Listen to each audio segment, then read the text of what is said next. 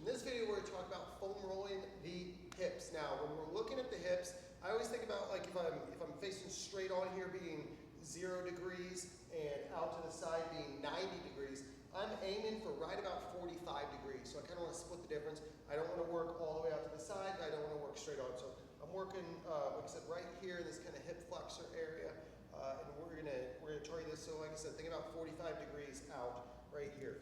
I'm gonna start by lying straight down on the roller, and then I'm gonna again turn my hips just a little bit so I'm at that 45 degree angle. I'm also going to bend this knee on the side that's not being foam rolled right now, and the reason I'm doing that is because I want my leg here, this leg, to help push me up and down on the roller. In doing so, that allows me to relax my leg that I'm rolling on a little bit more. So I'm letting this top leg do the bulk of the work here as far as moving me up and down the roller.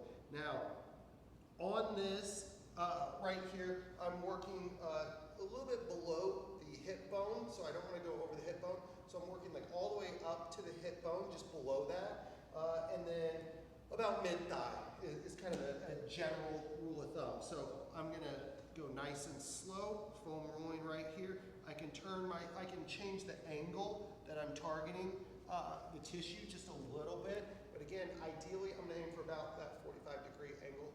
And I'm gonna do about 1 minute on one side, 1 minute on the other side, rinse and repeat, and give it a shot. Let us know if you have any questions.